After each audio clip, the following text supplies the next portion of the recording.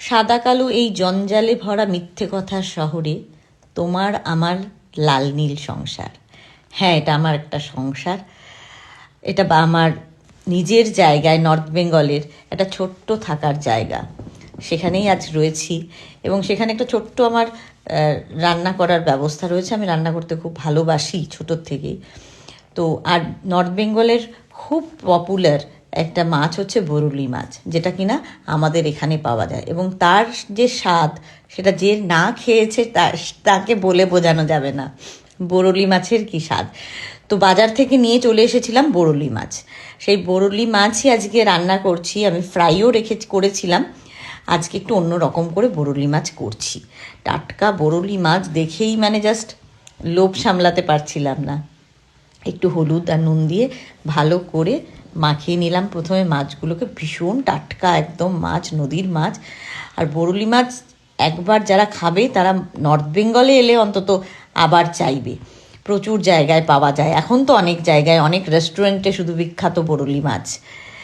কড়ায় তেল গরম করে মাছগুলোকে ভালো করে আগে ভেজে নেব। একদম কড়া করে একটু ভেজে নিয়েছিলাম বরুলি মাছগুলো। বেশ সাইজও বড় ছিল আর সত্যি খুব টাটকা ছিল মাছগুলো। ভালো করে তেল গরম করে ভালো করে মাছগুলোকে এপিট ওপিট করে ভেজে নিতে হবে প্রথমে। বরুলি মাছ কিন্তু বলে রাখি খুব নরম মাছ হয়, সুতরাং বেশি নাড়াচাড়া করা চলবে না। এক পিঠ হয়ে গেলে আরেক পিঠটা দিয়ে ভেজে নিতে হবে। বারবার নাড়াচাড়া করলে ভেঙে যাবে। তো মাছগুলোকে ভেজে প্রথমে তুলে নিলাম। খুব সাবধানে তুলে নিতে হবে মাছগুলোকে। এইভাবে আমি কিছুটা ভাজা রেখে দিয়েছিলাম আর কিছুটা আমি অন্য প্রসেসে করব। পেঁয়াজ কুচি দিয়ে দিলাম কড়াতে। পেঁয়াজটা বেশ লাল লাল করে ভাজা হয়ে গেলে পেঁয়াজটাকে ছোট ছোট করে কুচি করে লাল করে একটু ভেজে নিতে হবে। পেঁয়াজগুলো ভাজা হয়ে গেলে তার মধ্যে দিয়ে দেব হচ্ছে টমেটো কুচি। একটু টমেটো আর পেঁয়াজটা ভালো করে কিন্তু একটু কষিয়ে নিতে হবে যাতে ভাজাটা খুব সুন্দরভাবে হয়ে যায়।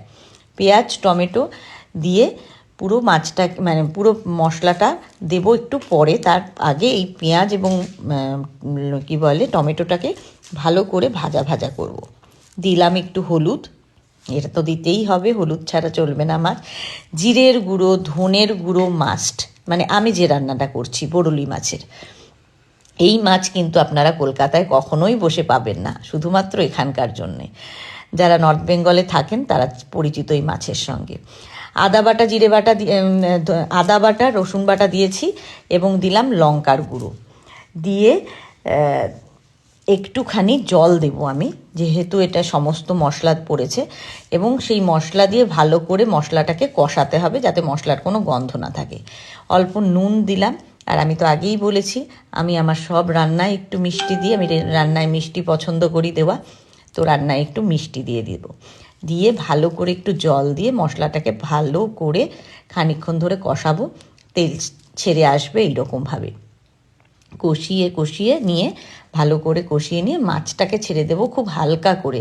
মাছটাকে কিন্তু বেশি নাড়াচাড়া করা চলবে না। হালকা করে মাছটাকে ওর মধ্যে দিয়ে দেবো। দিয়ে একটুখানি আমি যেহেতু একদম ঝোল রাখিনি, সেই জন্য অল্প একটু জল দিয়েছি এতে।